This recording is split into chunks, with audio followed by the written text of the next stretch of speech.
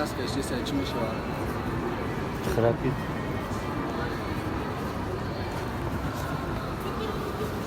В городе Новосибирске торговый центр ТЦ,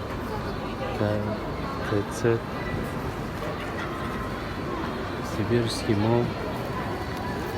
Мужик спит прямо на столе, под музыкой кайфует.